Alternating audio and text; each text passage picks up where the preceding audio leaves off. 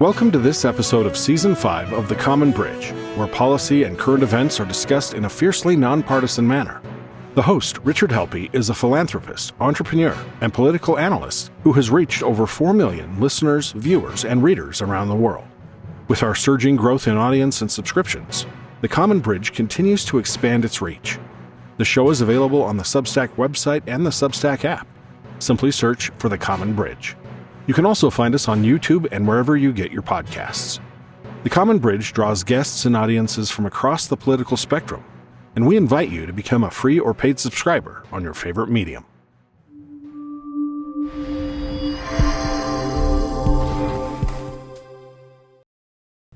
And welcome to The Common Bridge. I'm Brian Kruger, the producer, and today we have an interesting episode. We're going to go back to Season 2 when Rich had Khalil Byrd on the show. Kahlil was a leading mind from Votes, an innovative software company revolutionizing the way we vote, and they're still here today. This episode's relevant because it shines a spotlight on making voting more accessible and secure via smartphone apps and blockchain technology. So let's join Rich and Kahlil in conversation from December 20th, 2020. Welcome to The Common Bridge.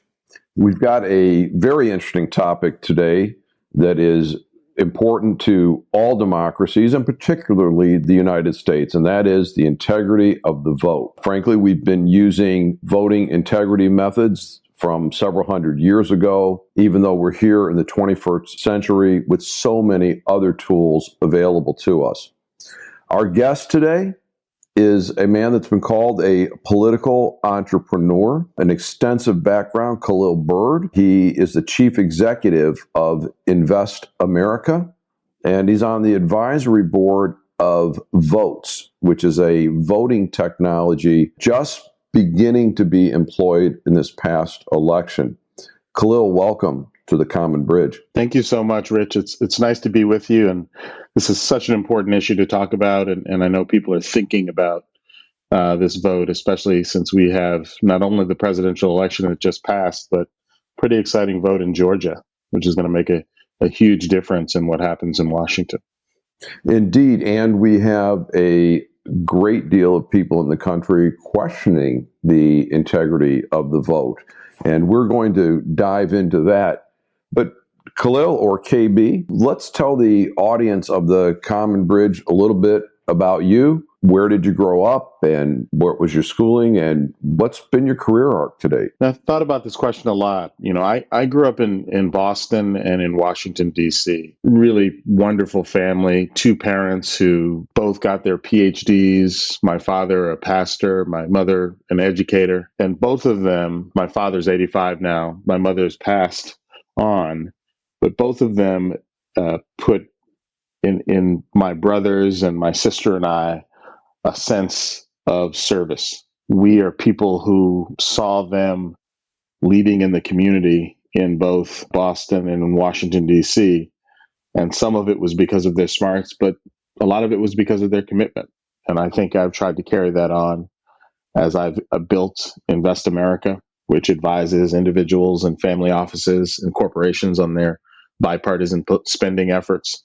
And as I join advisory board efforts like Votes. Along the way, I ran a couple of very large national political organizations, one focused on electoral reform, another on education reform, and took a turn at Morehouse, the college where Martin Luther King graduated, and Harvard Kennedy School. So my wife and I now live in New York, and we're New York tough. You have to be these days in New York. And I love New York, but haven't been there since the pandemic started. You know, it's interesting. What you see is what we got right in New York was people adjusted to the reality of this. They figured out, even in the changing situation around whether or not people could go to school or go to work, they figured out how to keep their lives going, their economic lives, how to educate their children. And we certainly do keep our politicians to account in the choices that they make every day. New Yorkers are not shy about letting you know what they think. I think that's the biggest understatement of every episode of The Common Bridge to date. Let's talk a little bit about the voting systems. And we have this arc. It starts with eligibility. Are you old enough, and are you a citizen? Did you register to vote? Did you get on the voter rolls? Did you turn out? Did you come to vote or send in your vote? Did you cast your ballot? Was that ballot counted? Was it tabulated correctly?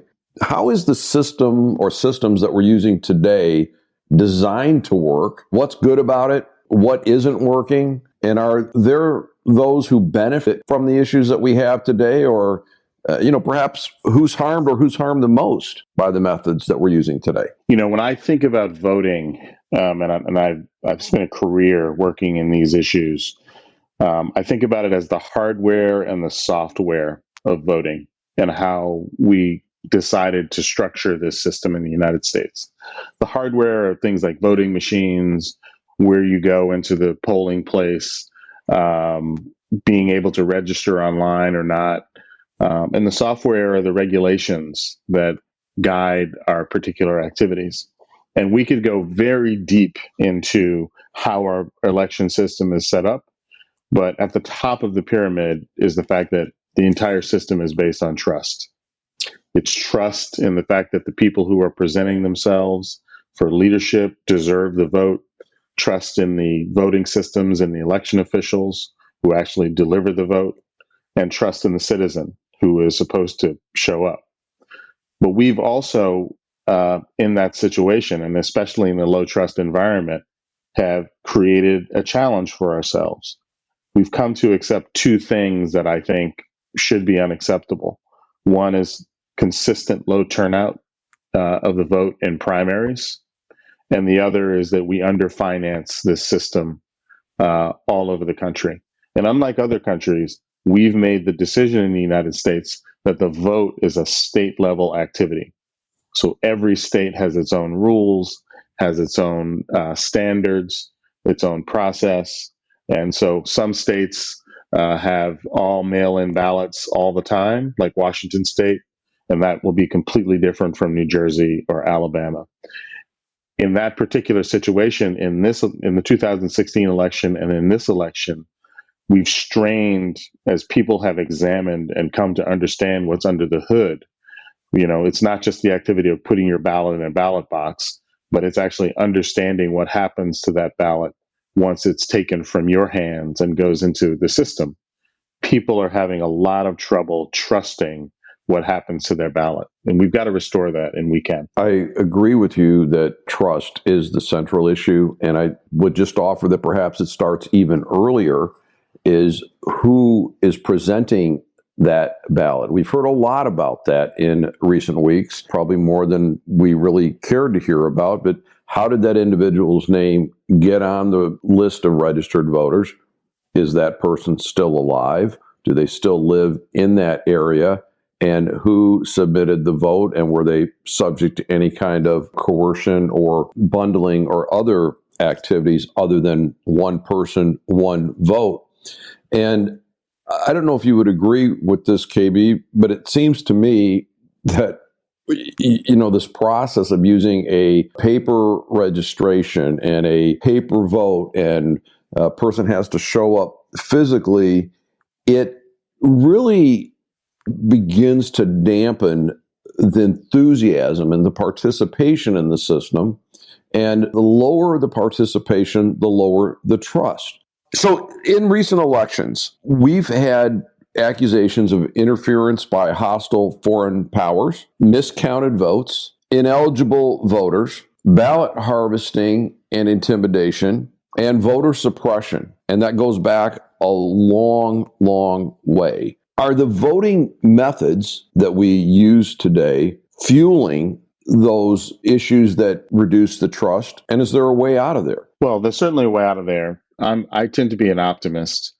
And one of the reasons I know there's a way out of there is that if you look at the election of 2016 versus the election of 2020, we were very concerned about foreign actors having influence in our elections.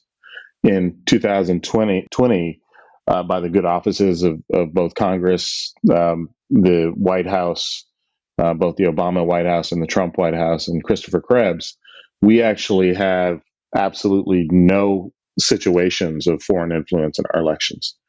No hacking, none of those things that concern people a great deal. Those concerns, however, are replaced by other things that we now need to deal with. Here's the reality about the vote in the United States.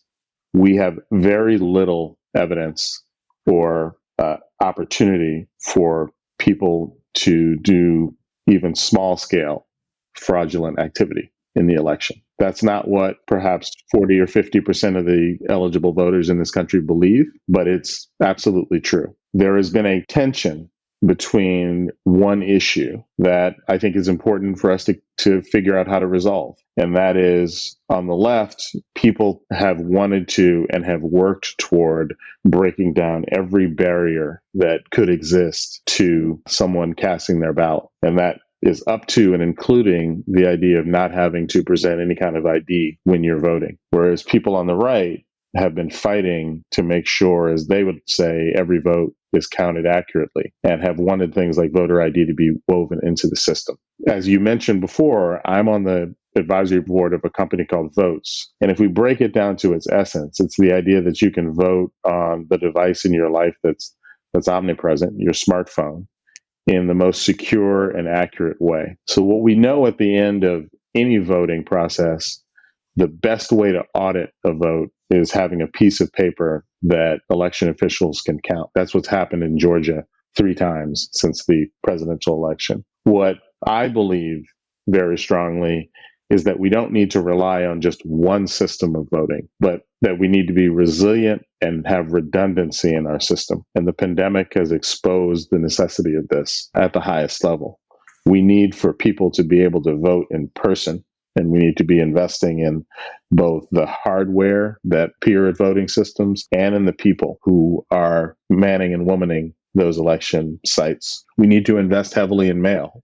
Mail is just an important thing to be able to do, especially because with our modern systems, we're able to track mail just like you can track a package at Amazon or at the Postal Service. And what Votes is saying is that we have to have the ability to vote at home. That electronic voting, what's called electronic ballot marking and return, the idea that you can go to your smartphone, that smartphone can be secure, that using blockchain, that we can both preserve the integrity of your vote and make sure that your identity is protected, and that no one can get in the middle of that transaction. Having these 3 systems in place, the idea of being able to vote in person, the idea of being able to vote by mail, the idea of being able to vote at home electronically, these 3 systems will increase the trust in the election system, because I've always put my bet on what I think is probably the most important part of the system, and that's the people who run it.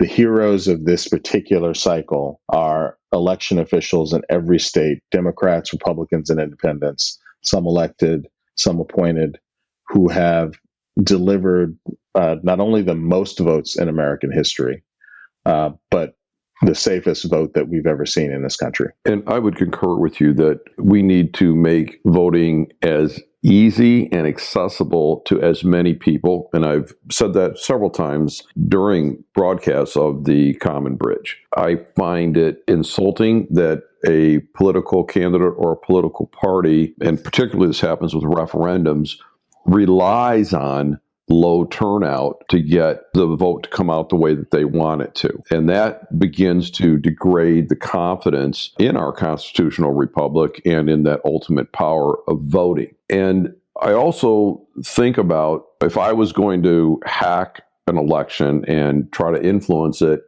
what system would I want to have in place and which one would I most fear? And when I thought about the ease of someone going to a polling place and misidentifying themselves or going multiple times versus someone being able to collect ballots at a home or ballot applications, and we had a lot of incidents of that during the course of states trying to scramble to react to a pandemic, or I think about all the things that we do from our home, from the local coffee shop, from our offices. We do very intimate transactions relative to our finance, to our investing, to our personal relationships. And we do that without fear that they're going to be compromised. So when I think about what a 21st century voting system might look like, to your point, we have now your smartphone, we have facial recognition, and we have blockchain to protect that transaction all the way through. It would be very, very difficult to have an ineligible voter in the system. It would be virtually impossible with the combination of those technologies to have a person voting that shouldn't be, and then the checks and balances on the tabulation. So your involvement with Votes, that's VOATZ, and we'll put some of that information up at richardhelppie.com. Could you just educate our listeners to the Common Bridge, knowing that most of them are not deep technology people? How would that arc from eligibility to registration to turnout to voting to counting and tabulating change? And indeed, how has it changed in the places that's been tested with Votes? Look, I'm very proud to be an advisory board member of Votes, and I'm proud of the story. You have two Indian American founders, Nimit Sahni and Simar Sahni, who created a technology some years ago and were identified at South by Southwest as doing something that could be a huge innovation in the voting space. Over the last 5 or 6 years, Votes has done more than 75 elections. None of those elections have been hacked. They have all been either government election or private elections of increasing size and scope. The way that you create a resilient voting process, because you can't create these things in the lab, you have to do them under live fire, is you do pilots around the country. So Votes has been participating in a very rigorous, audited pilot process, which resulted this year in the first presidential election votes being cast in the 2020 election. This is a huge leap. And as we know, and your listeners should know, there are critics of electronic voting. What we say to them who criticize and say that we should never do electronic voting as a part of our suite of voting in this country is that we want their participation in improving these systems. We believe what you've stated, Rich. People are using these technologies in every part of their lives. And even as they're using these technologies, the technology's security, safety, ability to be deployed is increasing on every level. So this group of 30 people who work at Votes, venture backed by Jonathan Johnson and Medici Ventures. Jonathan is the CEO of Overstock, are believers in a future of voting that allows anyone to vote anywhere safely and securely from their personal device. At the beginning of this conversation, we know that there are groups that are just being excluded from the voting process every year under the current situation. Disabled voters who aren't able to make it to the polls and who need support to do things like absentee or mail-in ballots.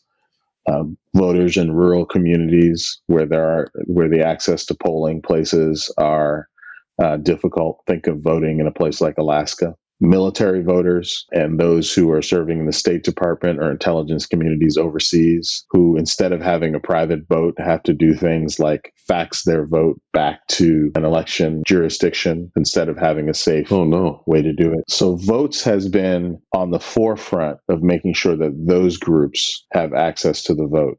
Now we're moving into the next phase, and the pandemic and people's concerns about getting sick. They don't want to have to choose between casting their votes and jeopardizing their health. I think you make a lot of really good points there. And if you think about some elections have pivoted on the fact that there was a snowstorm and people couldn't get to the polls, by way of example. We've had hurricanes come up during this time. And what I'd like to perhaps shed a little bit of light on is blockchain. Blockchain is the underlying technology for cryptocurrency or Bitcoin. There are billions of dollars worth of transactions that occur using blockchain, both in the crypto world and in the banking system. And it is impervious to hacking based on the way that the technology is encrypted. And I believe, KB, what you're talking about is if I'm, let's say, a voter in rural Minnesota and I want to cast my vote, I can go to my phone, I can register using blockchain so it knows that I am now a registered voter, and I can cast my ballot, and my ballot's going to be transmitted without fear of being compromised. And perhaps rather than a 17th century verification of who I am, i.e. my signature, it may take my photograph, and now we know that this is the person that cast the vote. Is that kind of where we're leading with this technology? Well, look, in almost every state, election officials have registered voters online using encrypted systems. And there's two parts of the vote that I think it's important to emphasize.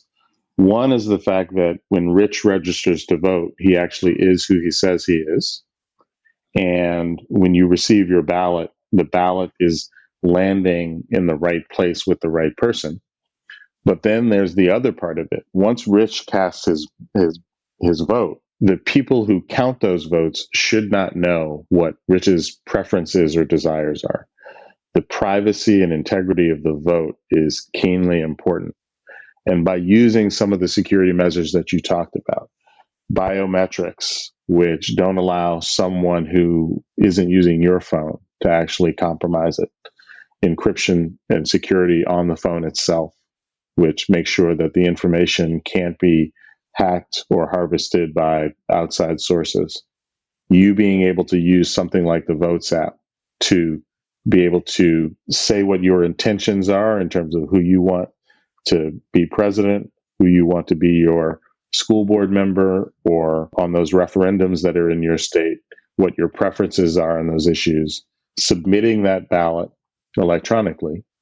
The blockchain and other technologies, splitting that particular ballot apart, putting it in different places. So no one source, it can't be found in one place and manipulated, being regathered together, and it ending up as a paper ballot at the election system of your state.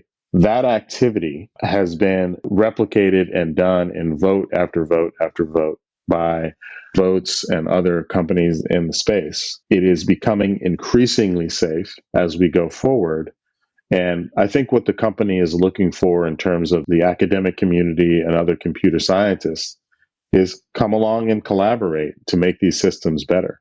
We're not talking about something that isn't happening. When we actually conduct votes around the country and we do after action polling, you're getting levels of 90+% levels of satisfaction. You're having people vote who wouldn't have voted before, so you're increasing the number of people who are voting.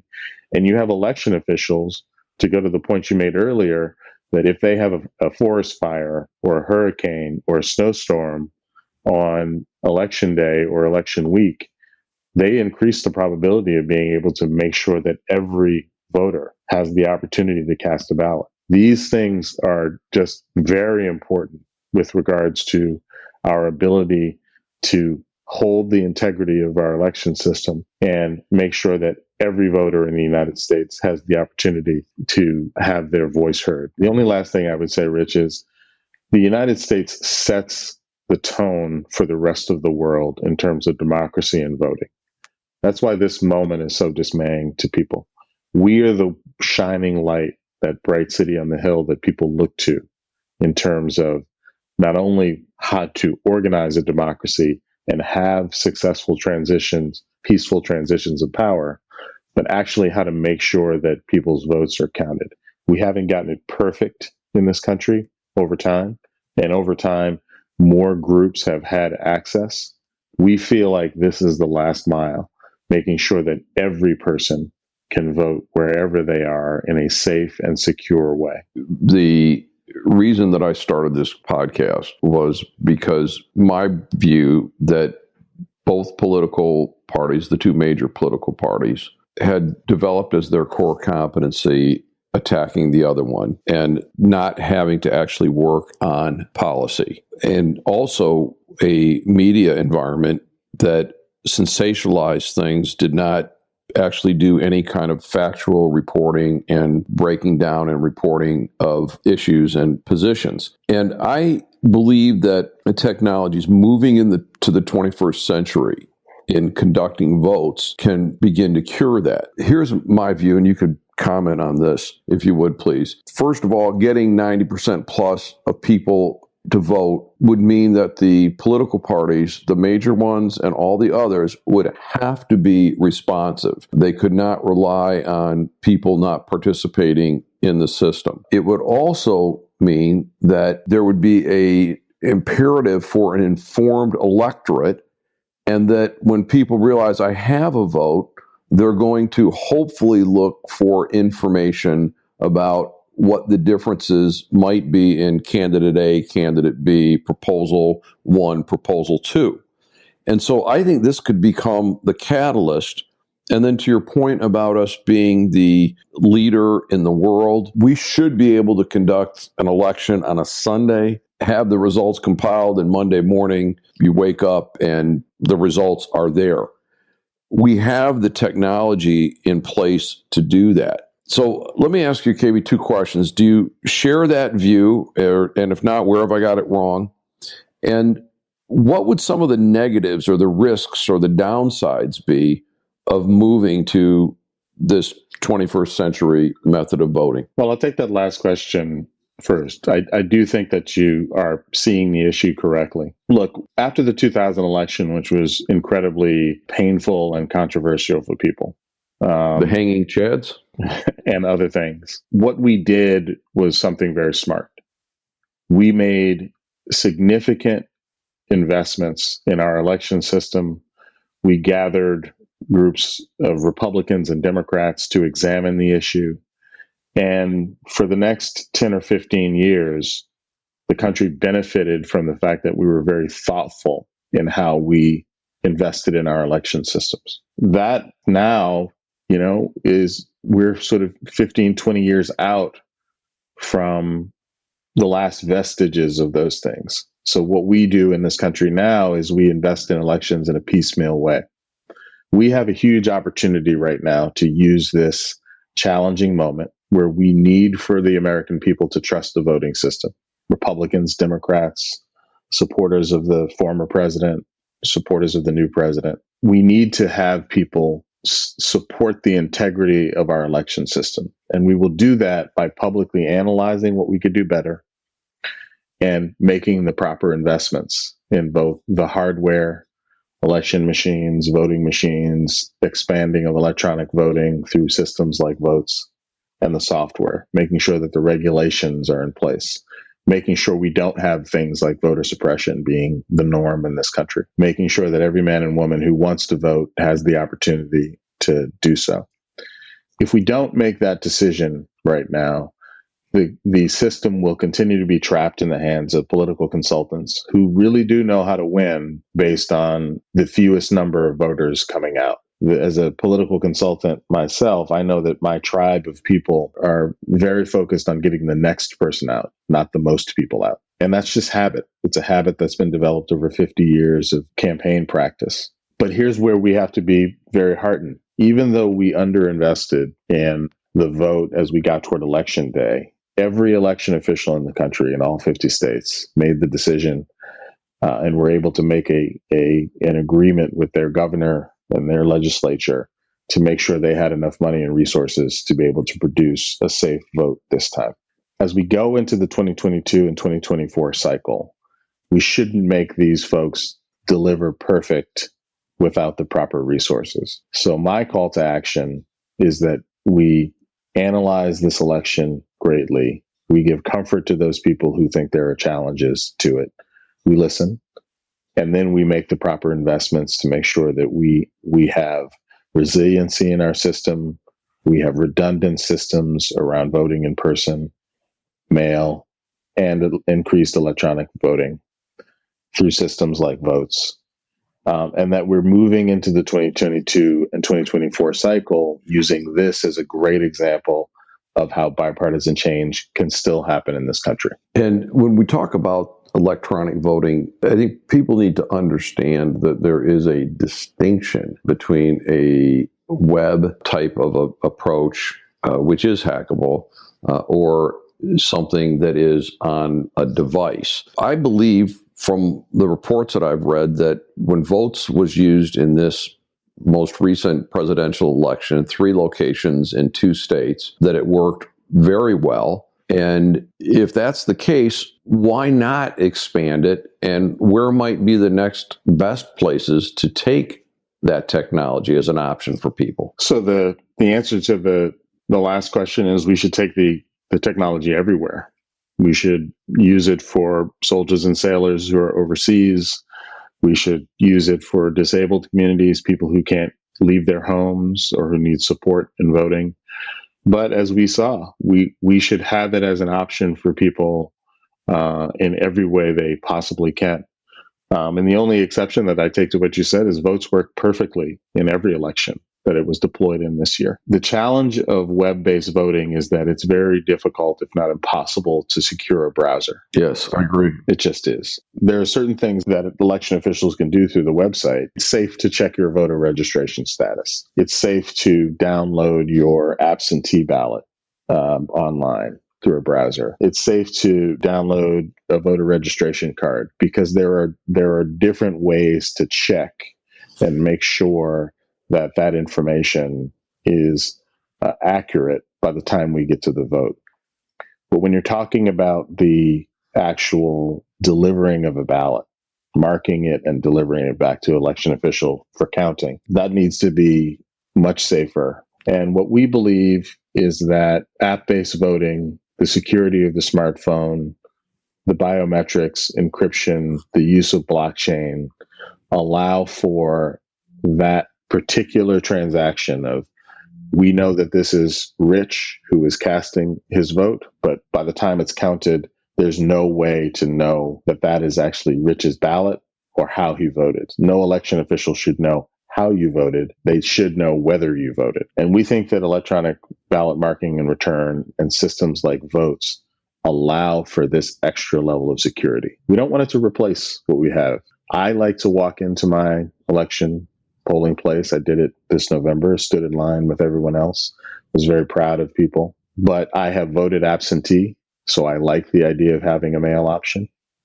And I think that in every particular case, as a person who, once the world opens back up, will be traveling a whole lot, since I try to vote in every possible election that I humanly can, I want the opportunity to be able to vote electronically. So we want election officials over the next several years to have opportunities to pilot these systems, to give their feedback about how to make them better, and to expand them and scale them, because we think they're an important part of the election mix. Yeah, a well-developed absentee system works really well in terms of ballot tracking and ballot integrity and secrecy and such. You've described some great policies, and I scratch my head and say, now, who might oppose them, and why would they do it? Look, I think that the image of the town meeting and being able to mark a piece of paper and put that in a box that everybody can see is a wonderful and romantic way of thinking about voting. And all of us have been through that in our clubs and other things where we have voted that way. But we're a country with more than 200 million registered voters, and we can't be romantic about how we vote, especially with regards to the different challenges. And we probably in this election cycle have seen all of them, from low levels of trust in institutions, which created huge challenges for election officials, underfinancing our elections this time, to hurricanes, forest fires, and the pandemic, making it difficult for people to get to the voting places. All of these things came together in a perfect storm. It would be foolish of us to think that we shouldn't prepare for either acts of God or pandemics or other things to be a part of what we have to do. Here's where we should be proud. Just like in the Civil War, this country voted in a presidential election. and had someone like Abraham Lincoln, as he was going to his second election, insisting that we had a vote because it was important for the American people.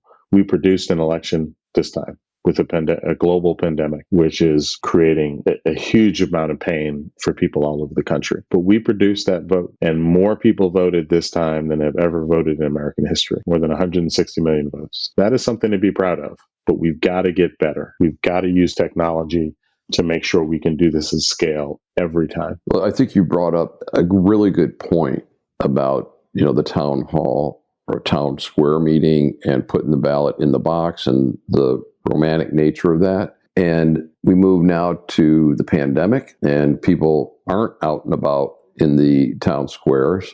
They're not interacting informally with people. In fact, they're not even seeing their families. And so we've got this specter now of big tech, which played a role in the past two presidential elections. And what are your thoughts on this and the manipulation or leverage of big tech, and what do we need to expect from those big tech platforms? What we know about people and how they're consuming media, which is probably one of the biggest challenges we have, is that we don't have a generalized understanding of what the facts are. And what the social media platforms have to deal with and have been working to deal with, and we're very successful at, is making sure that they are not used as an information source that hardens the divisions. That my feed shouldn't be something that only allows me to see things that I want to see or facts that I want to believe are true. They can't allow themselves to be used in that way. I think the challenges and the conversation about privacy, about biased algorithms, and about content being paid for, which is used to manipulate how people are thinking about this country, their leadership, institution. I think that those platforms are improving, but we still have a long way to go. And we need to make sure that in every election, we get better at it. But simple innovations like the advertising moratoriums and or fact-checking that you see on these platforms, I think we're very successful. Some people didn't agree with those choices all the time, but I think they made us better, not worse. And I think we can go much further. Have you seen the documentary called Social Dilemma? I have. I think everyone needs to see that to understand that they are getting fed a certain stream. And I love your nomenclature. It's hardening the division. And you have people othering and saying, I can't believe that those people think that way. They must be subhuman in some respects because they're being reinforced on that particular point of view. And I think this comes back to that trust matter that you spoke about at the beginning. I have a lot of work in medical information, medical records. And one of the things along the lines that we discovered some years ago, that next to someone's own physician, one of the most trusted people was the anchor on the local news. And I don't know if that still holds true, but I think some of the journalism that we're now seeing, hyper-local journalism, is high trust because people know who that reporter is. We had a fella on an episode ago, Nativo Gonzalez, who has got a rising podcast on the Central Coast of California, and he is doing hyper-local reporting. So my sense of optimism is if we get reporting more down at the grassroots, where people say, I know Nativo or I know Rich, and therefore we're going to listen. We may not like everything they say, but at least we trust that we're getting a set of facts. And in fact, KB, my brand promise is that every episode, I hope that everyone finds something to not like. This one may be a little difficult. I don't know if we've said anything that controversial yet. But as we wrap up here, what didn't we cover that perhaps we should have? Look, I think that the thing that should challenge our sensibility about our politics right now is the fact that in 2016, on House, Senate, and the presidential race in this country, we spent about $7 billion. And this is with a robust community of reformers who believe that we should figure out how to take money and its influence out of politics. In 2020, we are cresting toward $15 billion spent on the House, Senate, and presidential race. We've got to reevaluate how we finance elections in this country, what we think is in bounds. Some people believe that your ability to spend money is a First Amendment right and that it shouldn't be abridged under any situation. In my own personal history, have leaned toward that view of the world, but I can't get around the fact that the more money is being spent in elections right now, the less people trust both the outcome and the people who are actually putting themselves up for office, the public servants who are running. So that's something we need to examine. I think there are several other issues around fixing our election system that we need to look at. Gerrymandering reform, things like bipartisan commissions